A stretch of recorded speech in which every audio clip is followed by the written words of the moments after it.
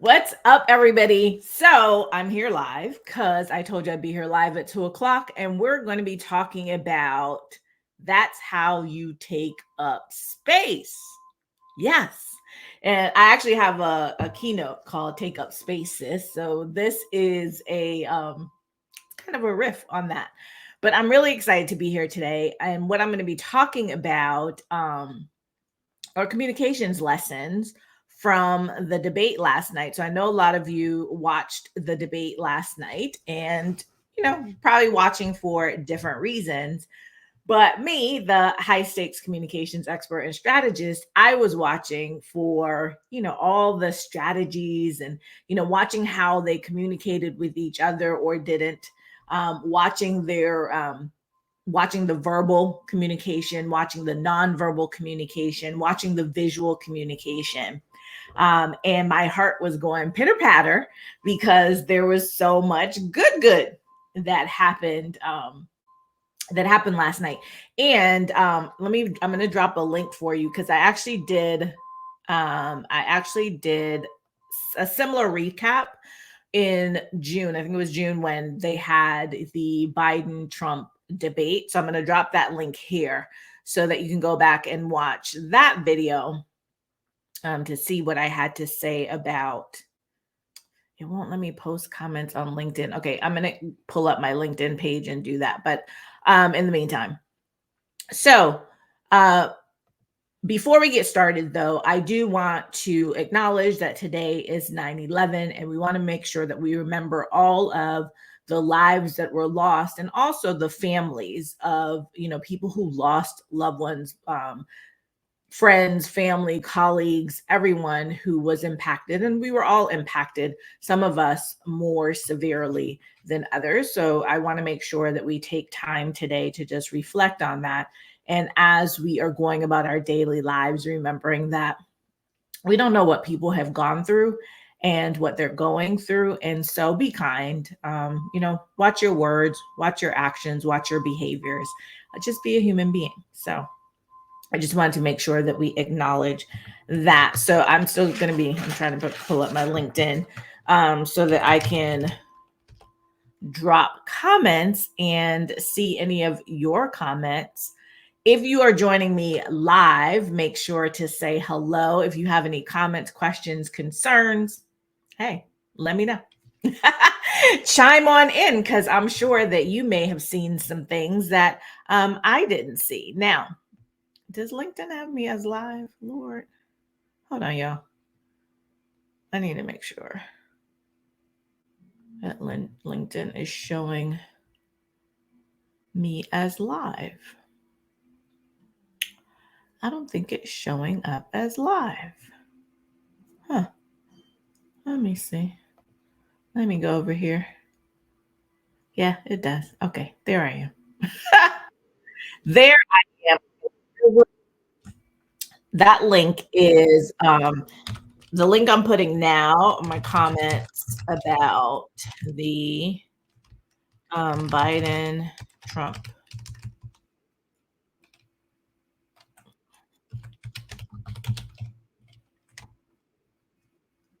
debate. And that one has tons of strategies, communication strategies that I talked about based on what we saw during that debate. So definitely go check that one out. Yeah. So what are we talking about today? Today, what we are talking about is how to take up space. And what we saw yesterday in the debate between Vice President Harris and former President Donald Trump is a masterclass, and I will say a masterclass on her part of really how to take up space. And it started from the very beginning, from the time that she walked into the room. But before we get all into that, I want to really go back and just really think about and talk about how did we get to that space and what were the expectations in that space? What were the expectations for her? What were the expectations for him? And if you watch the news, if you've been, ever since she has been nominated and or even her name was put out there as the person who is going to now be at the top of the Democratic ticket, there's been all this discussion about, can she show up? Can she do it? We don't know her. We need to get to know her. She's going to have to do a debate. She has to do debate. She has to do live television interviews. We want to see her talk off of the teleprompter. Can she speak off the cuff? Okay. First of all, a lot of the things that they were saying are things that are normal in the space, right? Normal in terms of candidates often or most often are speaking from a teleprompter. They're not speaking off the cuff. Sometimes when they're doing interviews, they know what the questions are ahead of time. Many times they don't. But listen, there is a universe of questions that are going to be asked. And so you prep for that. You're not ever necessarily speaking off the cuff. Um, those things probably come up more like when they're at their rallies or they're out and normal people like us get the chance to ask them a question because they really don't know what they're going to say. But if it's the media, um, they generally know, right? Whatever is happening, whatever the thing of the day is, whatever the thing of the week is generally they are going to be asked about. So they're not necessarily caught off guard, right? So there's always some level of preparation that is underlying what they have to say. So let's just start there.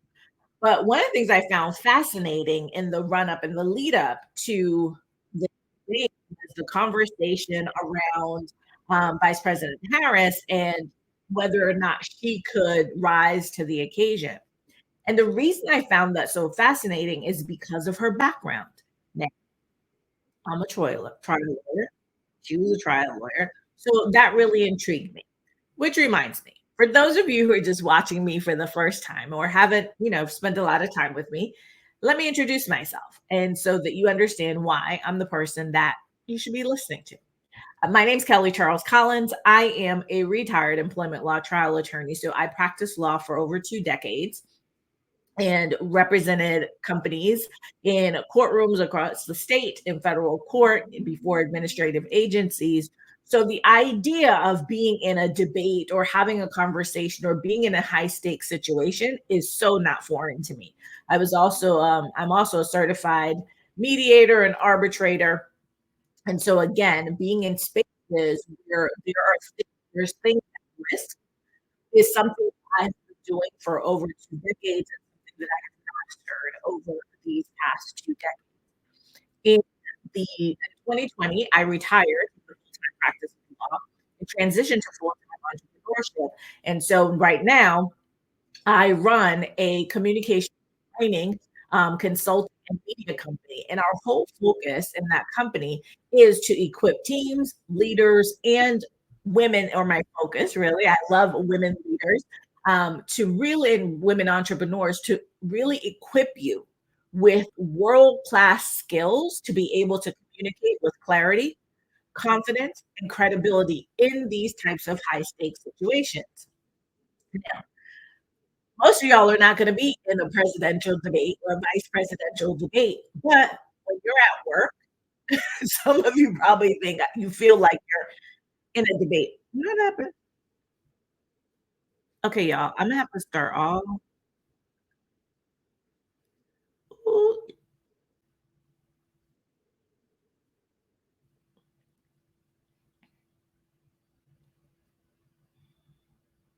I thought it wasn't picking up.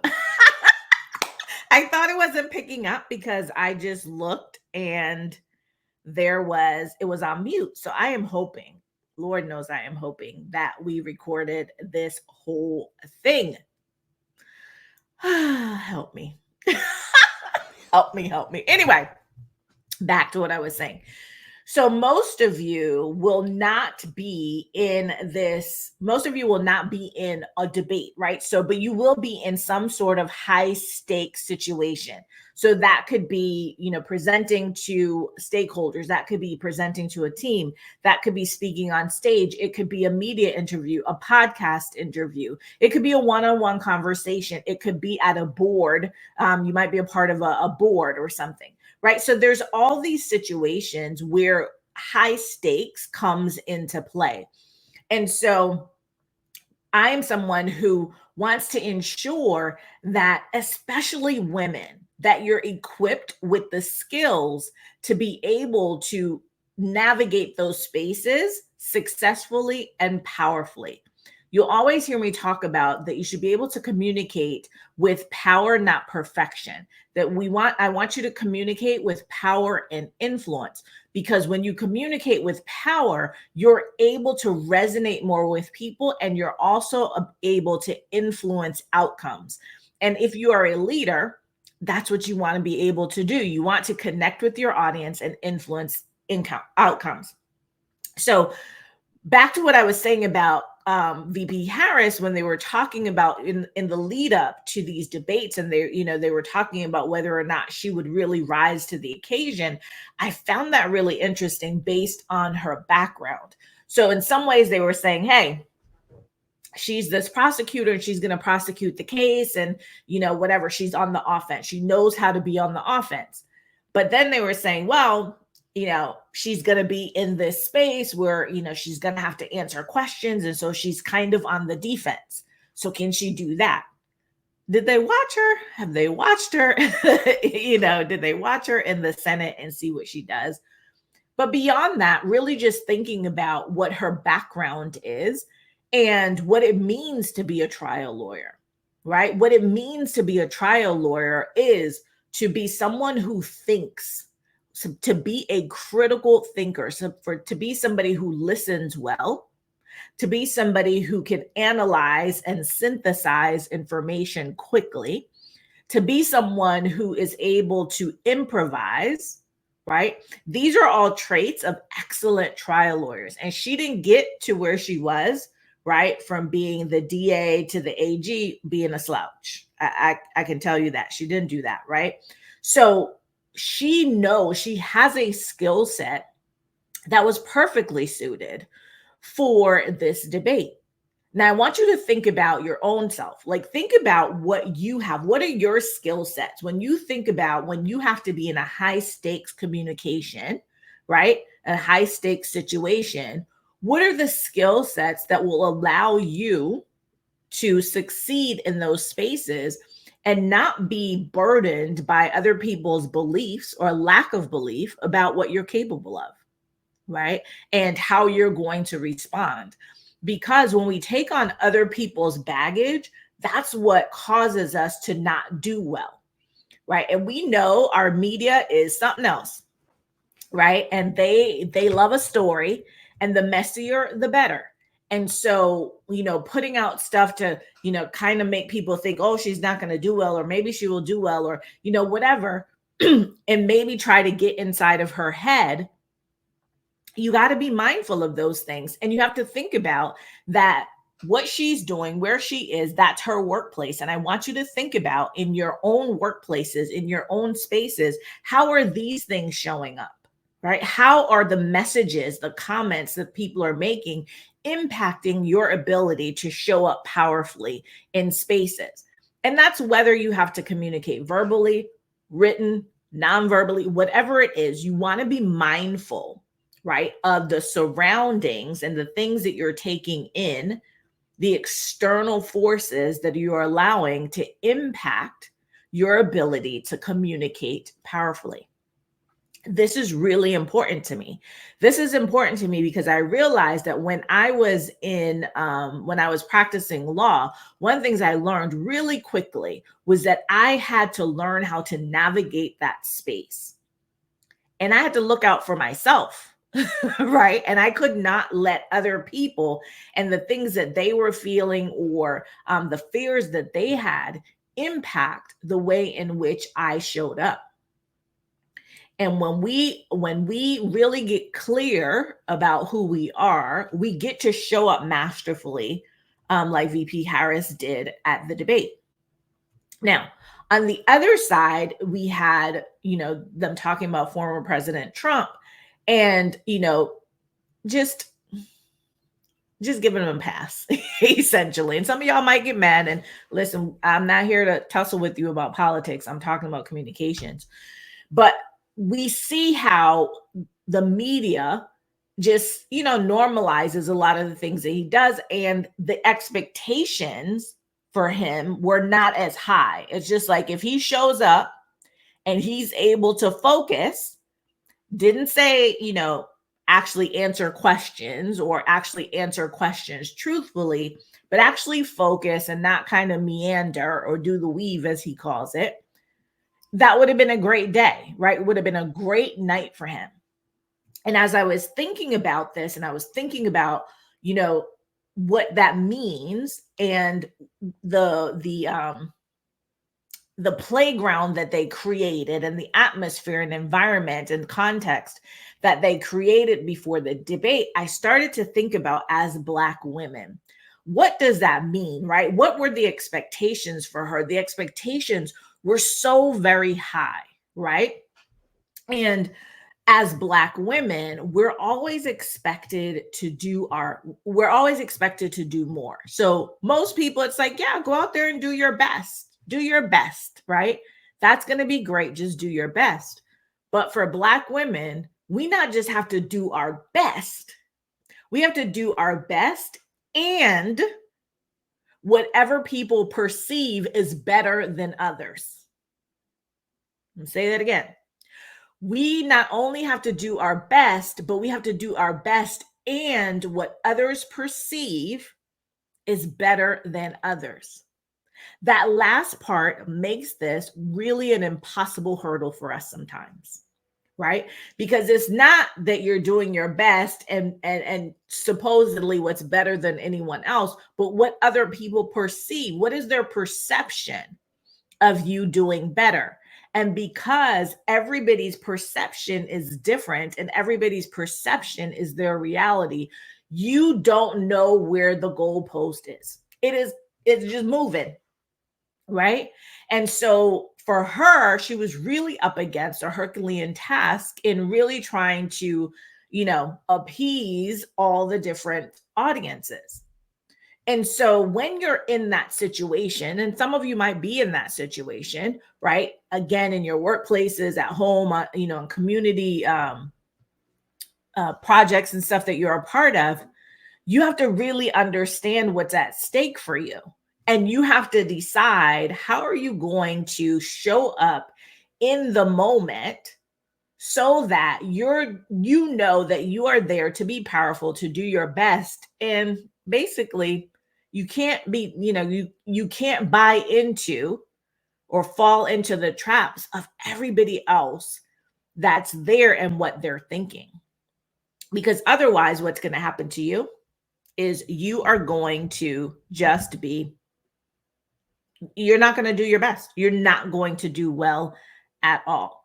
So when I was looking at the debate and busily taking notes in my phone, I was thinking about what I saw and how I could best communicate to you what were some of the things and the strategies that were being employed in that room.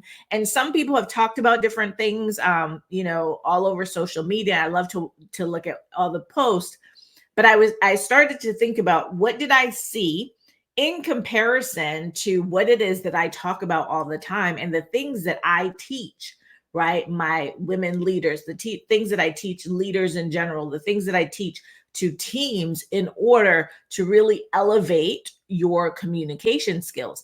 And you can see scrolling across the bottom, we're doing the high stakes arena, where I will be teaching you these things in person. So if you want to really elevate your communication skills, and you want to not just listen to me on video, but actually be in a room with me where we're going to be talking about these strategies, using the frameworks, and then implementing what you're learning, then go to highstakesarena.live and join me in Orlando next month. I can't believe it's next month, October 23rd through the 25th. But back to the debate and the strategies and the communication tips that I wanted to share today. I'm going to go over some general things that I noticed first, and then I'm going to take you through some specific strategies to help you really hone in. And I'm also going to drop another link for you. Let me drop that now before we get into it. I'm going to drop another link, and because this is an article that I wrote in one of my newsletters that I did. I think it was last week, and this will give you specifically laid out one of the strategies that I am going to talk about today. So let me put that there so we can get to what we need to get to. Did I mess that up? Hold on.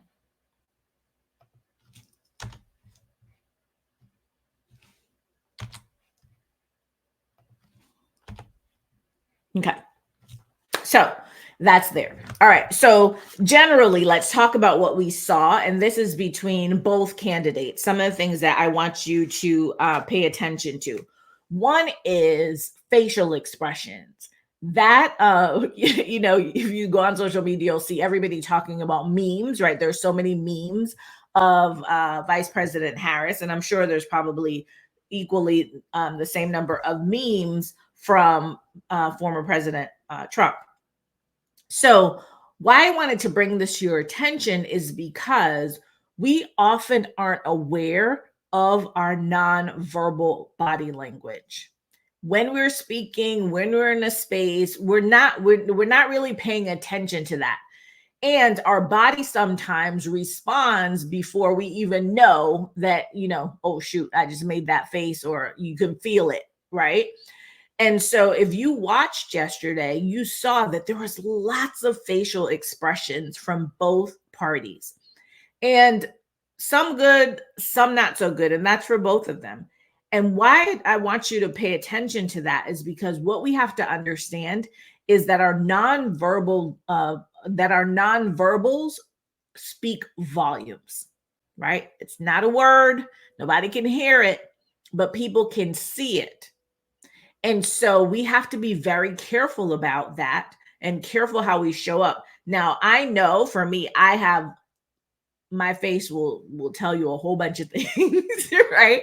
And I was laughing last night, and when I was watching her and watching a lot of her facial expressions, I was texting my family and said, yeah, I know that feeling, right? Because when I was in court and I used to be in trial, I know that I was making faces like that. I know when people said something crazy, I was like, what?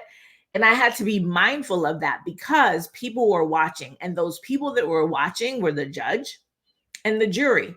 And it's important because again, we're often not thinking about it because we're in the moment, but we're sending messages to people when our body language, our facial expressions in particular, do certain things. In one instance, you may have heard me tell you this story before. I was in court and the judge was saying something. I thought she was, you know, saying something crazy. And apparently I opened my eyes really wide or did something with my face, did something. And she said, the judge said, why are you opening your eyes that wide? And I was like, because they're big. Anyway, she kicked me out of court. She kicked me out of court. So it has consequences, right? Our facial expressions have consequences, and they do speak. They do send messages, and perhaps they may send a message that you don't want sent, right? So maybe like a smirk or a smile or a laugh or a, you know, kind of, what you talking about, Willis, kind of face, right? And in the moment, your mind is processing what it's hearing, and so it's responding. But the output, right, to the people who are listening or the people who are viewing may not be the exact message that you're trying to convey. So if you know that you're a person who, or been told, right, that girl, that face, or man, that face, or, you know, whoever, that face, then you have to be careful with that because it may be sending the wrong message. And I think for both of them last night, there were times where the facial expressions were a little off, right? And probably weren't conveying exactly what they wanted it to convey. And so for the audience that's all in for that person, it may be okay. For the person, however, who's kind of undecided, right, and is looking at temperament, looking at you know, how do you show up, right? Are you presidential, as they say? those are things that you really need to be mindful of. So that's one thing. The second was about not making eye contact. We know that people are focused on you making eye contact, because when you don't, it seems as if you're being evasive, or you're lying, right? Or you're being disrespectful. And so what we saw yesterday is that former President Trump would not look at Vice President Harris, right? He was not looking at her. He looked at her one time. He looked at her one time that I caught, when she was speaking, while he was speaking, and he said, "I'm speaking. Does that sound familiar?" And he thought it was like a gotcha moment for him, right? So that's the only time that he looked at her, and in the very first when they came on the stage. What people do, this is a power move. When you're talking about communication, this is a power play for someone to not look at you, because what it means is you don't matter. It's a disrespectful power play, but it is what it is, right? And so you have to be mindful of that. But you also can't fall into the trap of like, oh, this person's not looking at me. Now you're all upset about it. Now you're in your head, and you're dealing with that instead of dealing with what's in front of you. And so if that person's not looking at you, do what VP Harris did. You look at them. Right? You look at them, because what people will notice is the stark contrast. Here it is that these two people are in a debate, and they're supposed to be, kind of communicating with each other. It's not really set up that way for them to be going back and forth.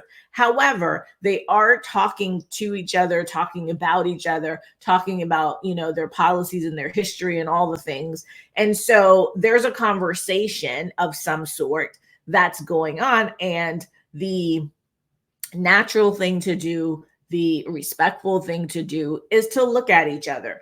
But if you are trying to set up a power play, then not looking at the person is one way that you can throw them off their game and disregard them. So I want to bring that to your attention, because I know, and I'm going to say this especially for women, that when those things happen, we often focus on the insult, right? As opposed to what's the mission? Why am I here? And so if somebody's not looking at you, don't worry about it. Look at them. Right? Don't get all up in your feelings about the fact that this person wasn't looking at you. She didn't. He didn't look at her, but she kept looking at him. She kept looking at him. When she was addressing him and addressing something about him, she looked at him. When she was addressing something to the American people, she looked into the camera so that she could address the American people.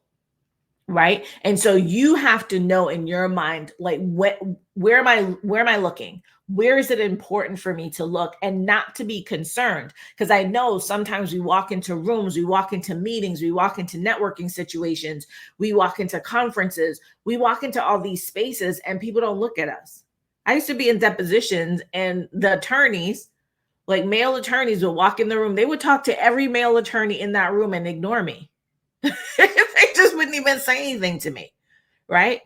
But I couldn't be caught up in that. Now, sometimes I did get caught up, and I'd be like, oh, I noticed that you said hi to everybody else, but I guess you didn't see me. There are times, right, when off your game a little bit and you do things like that. But I want you to pay attention. I want you to bring this to your level of consciousness and understand that it is a power play for somebody to not look you in the eye. It's a communications power play, and you have to understand it and not let it take you off your game. The other thing is to understand that just because you speak longer and you speak louder doesn't mean that you're getting your message across any better, or it doesn't make you any better, or it doesn't make you right. So if you think about, and if you've watched any of the commentary post-debate, you'll see that people say, right, VP Harris won the debate. He was floundering, all the things, right? Now, in that debate, he spoke longer than she did. So I'm going to look at my notes. So it says he spoke 39 times for 41.9 minutes, and she spoke 23 times for 37.1 minutes. Okay. So not a huge difference, right? However, what we do know is that it's almost 5 minutes. That 5 minutes is a long time to speak. We often don't think that until somebody says you need to do a 5-minute speech, and you're like, wait. And you have to realize, or you get on that treadmill and you're like, I've been on here for an hour and it's only 2 minutes showing up on this clock, right? So timing, don't worry about that you didn't get as much time to speak as the other person. What you have to do is make sure that you make the best and the most of the time that you have, right? Do not be caught up in the metrics and the vanity of like, oh, well, we're supposed to have equal time. And, they're only supposed to speak for 2 minutes and then, maybe have 1 minute of rebuttal or whatever, how the rules were set up. But, he did what he did and they let him do it. You can't get caught up in that, right? So if you're in a meeting, if you're on stage and you're supposed to speak for 45 minutes, the person before you decided that they were just going to speak as long as they wanted to because they had a point to get across and they were going to do it until they were done. And now here you are left with maybe 30 minutes. Don't get mad about that. Just show up and do what you have to do, because it's not about the amount of time. It is what you do with the time that you have. Okay. So those were just some general things that I wanted you to pay attention to. Let me see if I had one. Oh, there was one other thing before we get into some specific strategies. She did, if you noticed, she was always setting context.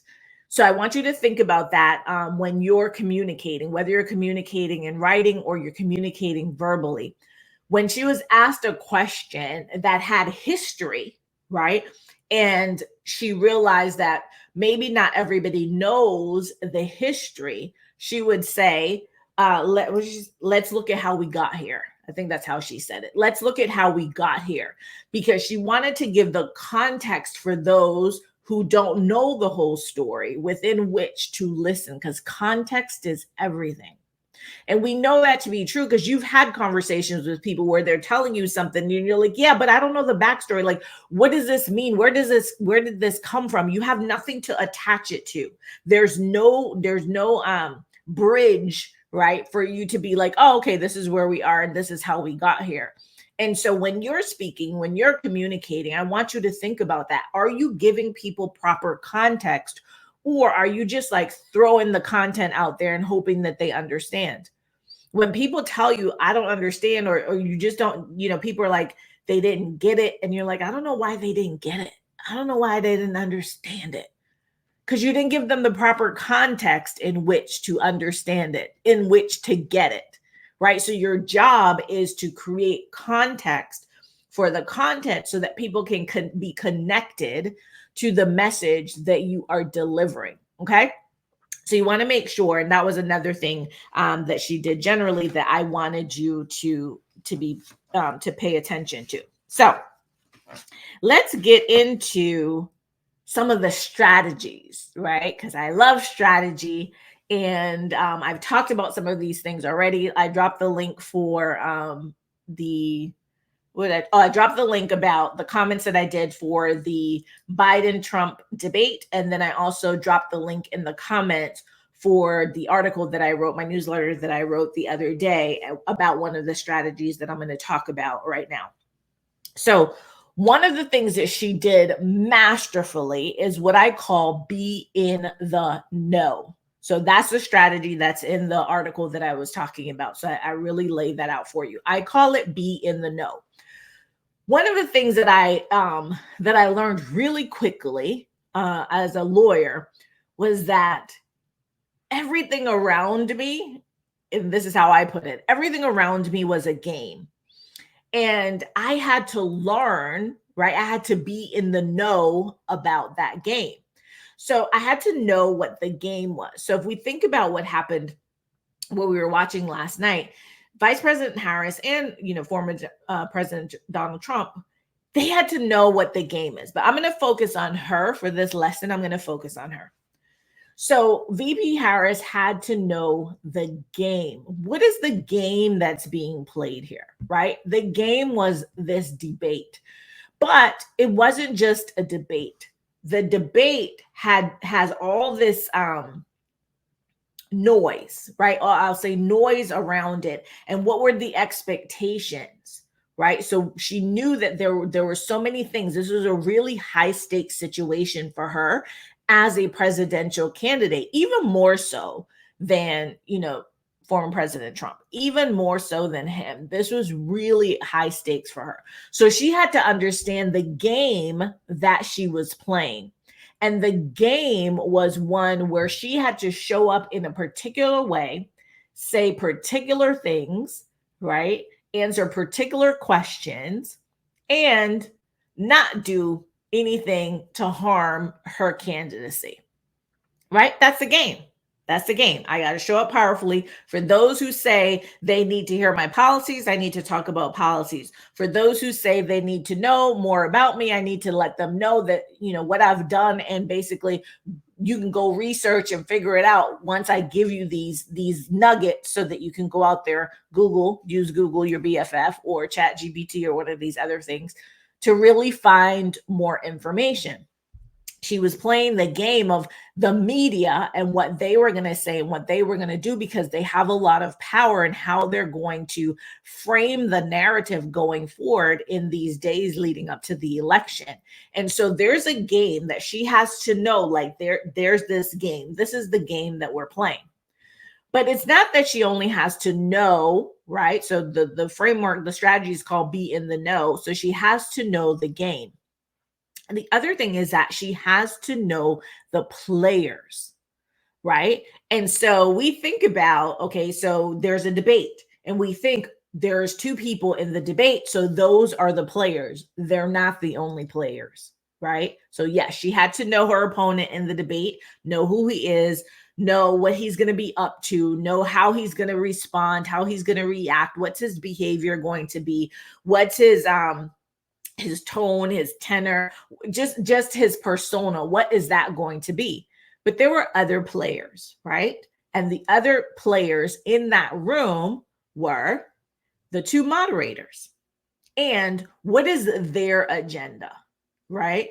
What are they there to do as it relates to her? So she has to understand who they are and be anticipating how they're going to show up and how they're going to moderate this debate. And she has to know that.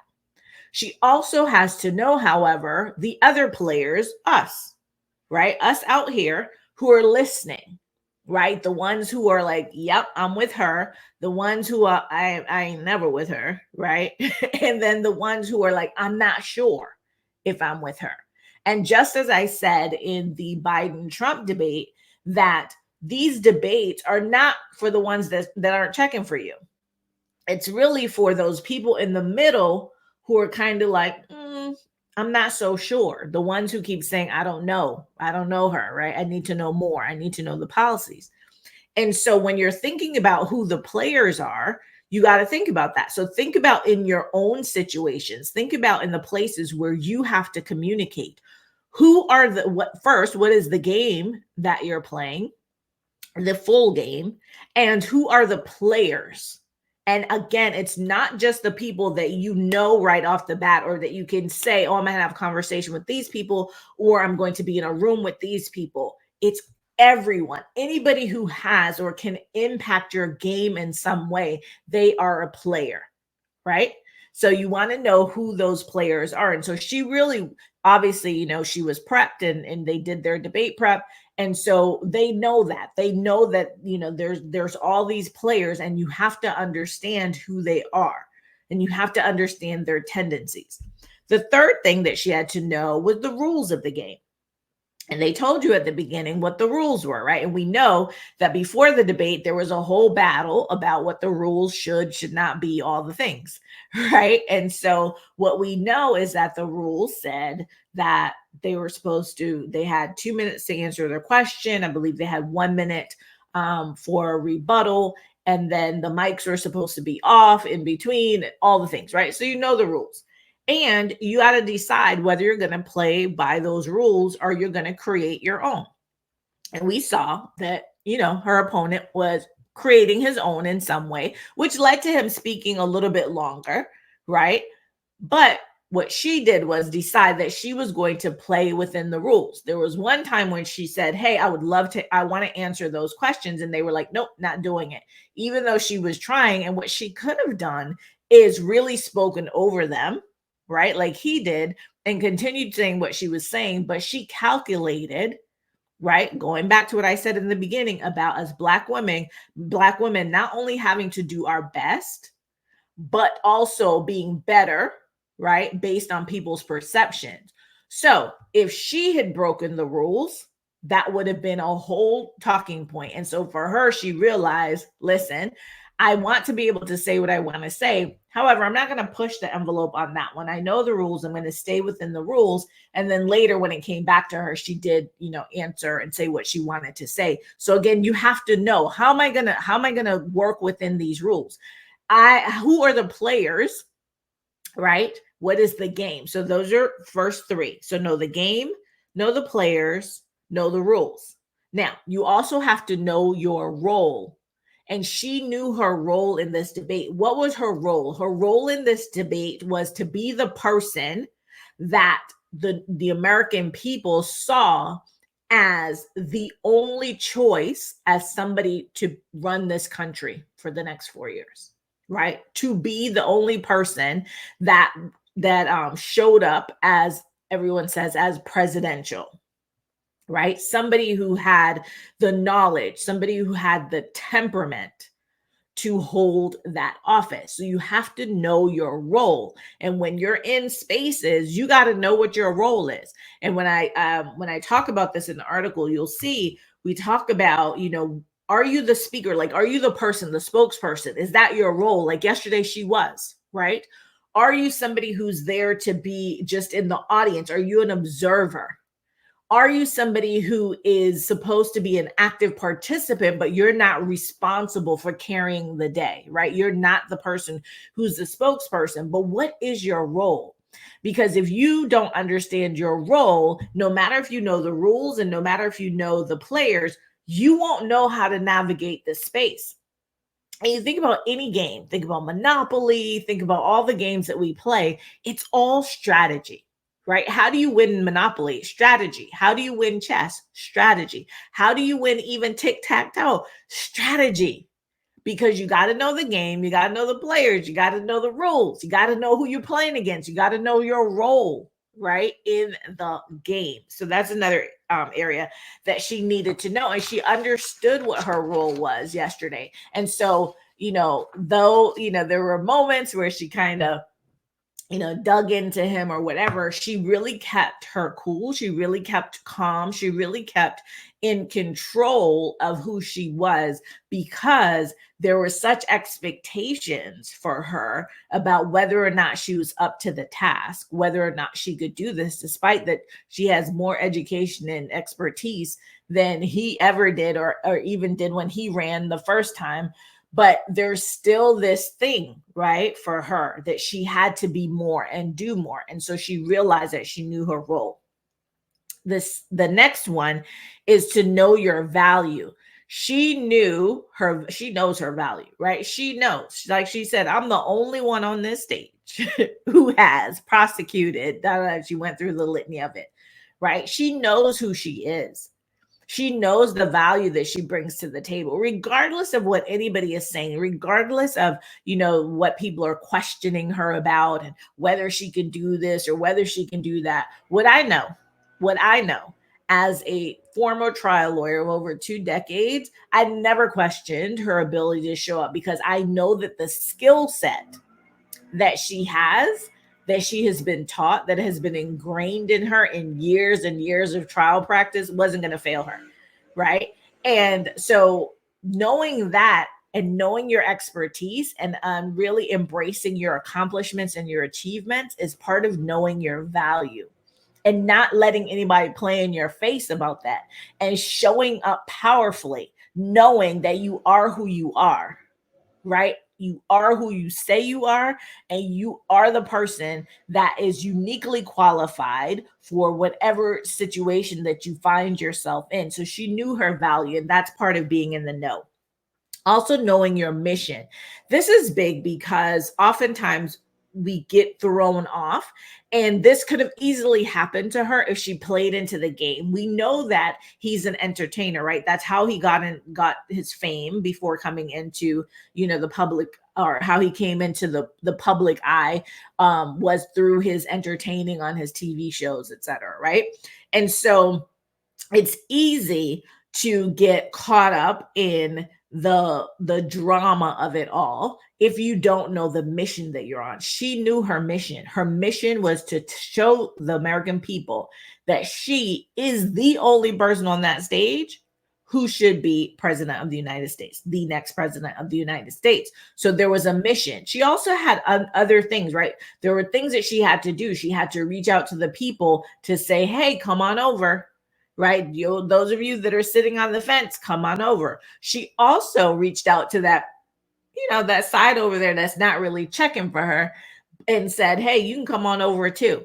Right? So she had multiple missions in this debate, and she has to stay focused, and she has to make sure that the content and the context in which she's delivering and how she's delivering it is making the connection to all of these people, right? That's all part of the mission. What is the mission that you're on? Yes, part of the mission was to show the contrast between her and Trump, but she couldn't spend the whole night doing that, because then they'll be like, I still don't know who she is, right? So sometimes our mission is not linear. Sometimes we have to be on different paths, and we have to understand, how do we leverage all of that? How do we use all of that?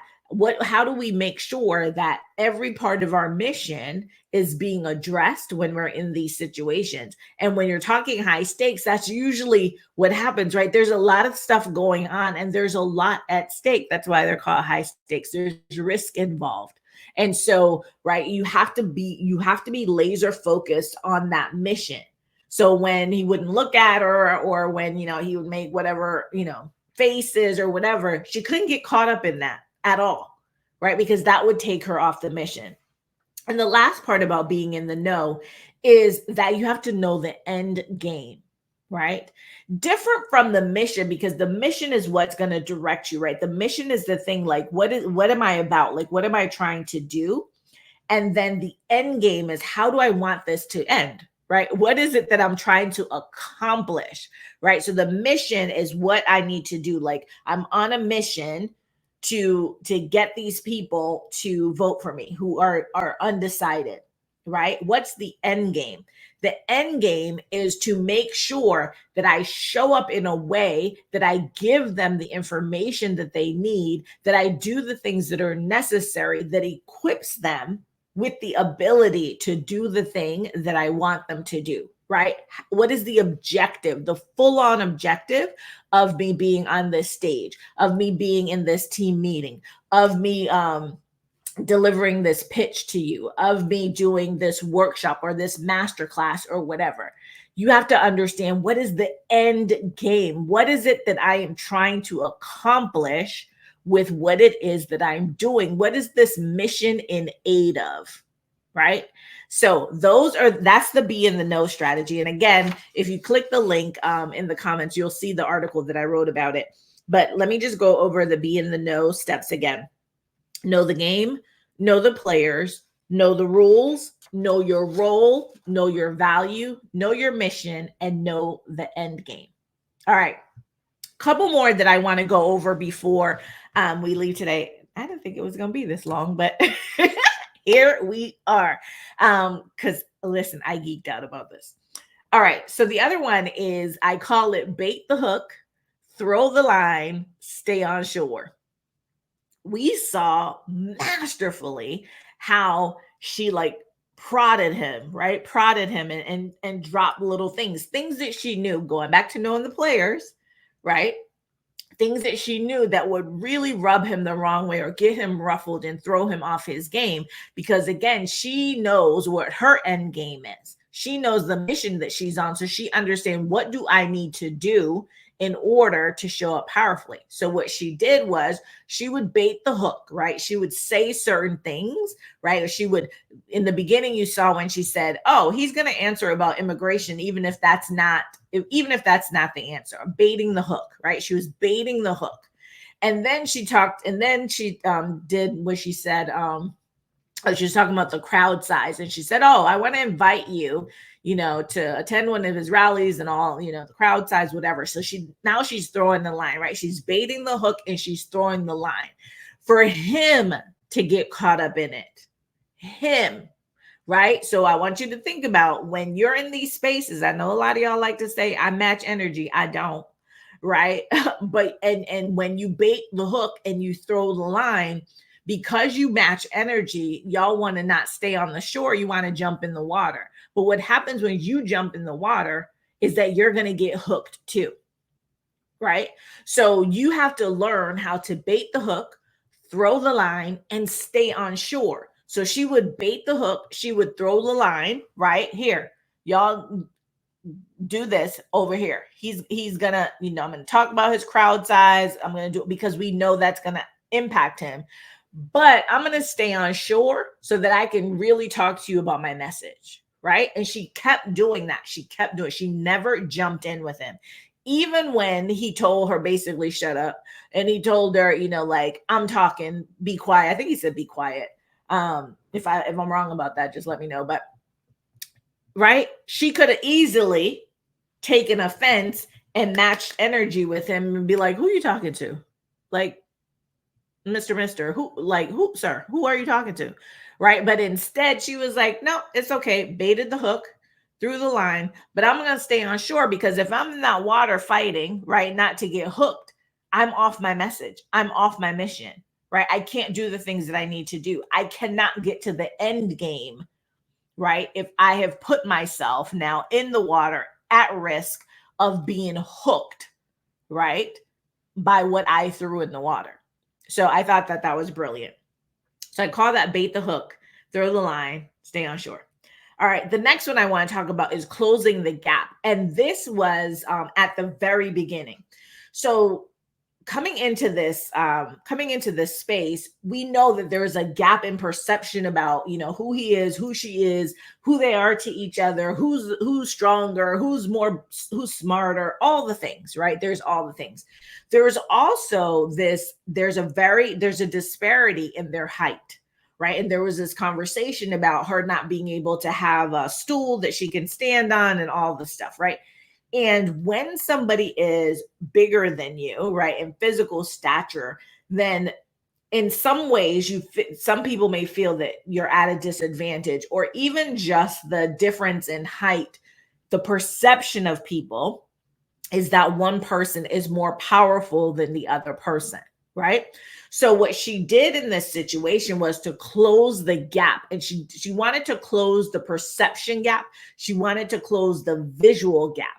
And the way that these debates normally work is, once they introduce the parties, they're supposed to walk out to the center, they shake each other's hands, and then they go to their podium. Well, if you watched yesterday, what you saw was that he had no intention of coming to the middle of that floor. He had no intention of shaking her hand. He had no intention. So what you see is that he started to walk towards the podium. You can see that she was walking originally to where they were supposed to walk. She realized, so this is another thing, you need to be observant, right? If you're playing the game, you need to be observant. And so she was observant and saw that what he was going to do was just walk towards his podium. So what did she do? She closed the gap on him. So she walked powerfully over to him, closed the gap, and forced him to shake her hand. But that's not the only thing she did. We know that he has been intentionally mispronouncing her name, he and others. And so she said her name loud and clear for him to understand, right? Shook his hand and looked him directly in his eye. All of that was to close the perception gap, right? That he was somehow more powerful than she was. That moment set the stage for how people, right, were looking at them. people who, were like, yeah, that's our girl, right? And those who were like, oh, okay, I see you, right? And so there are things that sometimes you have to do. That might be sitting in the front of the room.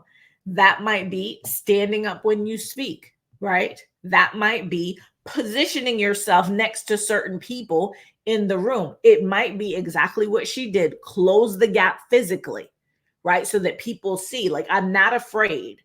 I don't believe that you are better than me. I don't believe that you have any more status than me. Even if you have more status than me in title or height or whatever, listen, I am here.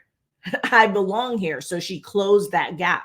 So think about in your own communication, right? Your own communication styles. What can you do to close that gap if you ever find yourself in a situation where you're being underestimated? You feel like you're the underdog, or there really is some type of noticeable or even slight disparity, and you want to make sure that that doesn't become a problem, that doesn't impact your ability to communicate. It doesn't impact your ability to achieve the mission that you're on. So you want to figure out ways. That was one way that she did it. Figure out ways that you can close the gap. So that was a third situation. So be in the know. That's one strategy. Be in the know. Second strategy was bait the hook, throw the line, stay on shore. Third strategy is closing the gap. And then the fourth strategy, and this is something that I talked about the other day when I was speaking at the HR Florida conference. I talked about being married to the mission and the message, not the messenger. This kind of goes back to the whole thing about baiting the hook, but this is more understanding what your mission and your message is. So you can see all these strategies really work together, right? Really understanding what the mission and the message was. She understood what her mission was, and she understood how she had to message that, right? And that the message had to be delivered in different ways for different people. And if you watch her and how she answered certain questions, you'll see that, right? There's different messaging in how she did it. So for you, you have to be married to the mission and the message, not the messenger. And you want to get people married to the mission and the message, not the messenger. Now, I know some people might be like, no, but they have to like her. Yes, they have to like her. That's great. But you know what? There's a lot of people who might like her who don't go vote for her, right? So how does she get them to go vote? Is through the mission and the message, because she has to connect to them to the mission and the message so that it makes sense to them and that it activates them in some way, right? We like a lot of people that we don't do the things that they ask us to do or say, right? So liking is not the barometer for whether or not you can activate people. We also do things that, people we don't really love, but hey, they said something and yeah, it makes sense, right? And so when you realize that you need to be married to the mission and the message, right, and that you need to get people married to the mission and the message, not the messenger, you'll be a much more powerful and influential communicator. It also goes to what was happening, right, with her on the stage with former President Trump, right? She had to be married to the mission and the message, not that messenger. So there are things that he was saying, things that he was talking about, things that were lies, things that were just off the wall crazy, right? And if she was so married to the messenger, what it would do is pull her offshore into that water. He could then bait the hook, right? He could throw the line and he could drag her into the water, because she's married to the messenger and being focused on how I got to defeat the messenger, as opposed to how do I counter the message and the mission that he's on. This is why in the beginning, when she said, and this was like classic opening statement kind of language, when she said, in the beginning, when she said, you're going to hear him talk a lot about immigration. What you're not going to hear him say, right? And this is what we do in trial. What you're not going to hear, the evidence will show this, but what you're not going to hear, or what they're not going to tell you. And so she kept saying what you're not going to hear from him is anything about you. You're going to hear about him, right? And so what she was doing was like showing you, right, that that messenger over there, he's not concerned about you, right?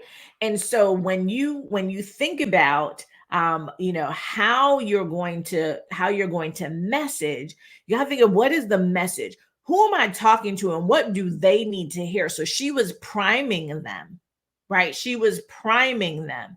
And if you look at the two campaigns and you look at what's happening with a lot of people, and you watch all these things on TikTok and all the social media where they're asking his supporters like different things, who they're married to is the messenger, right? Because he hasn't, other than some of the crazy things, right? Really, he even said yesterday he don't have a policy, he got a concept, right?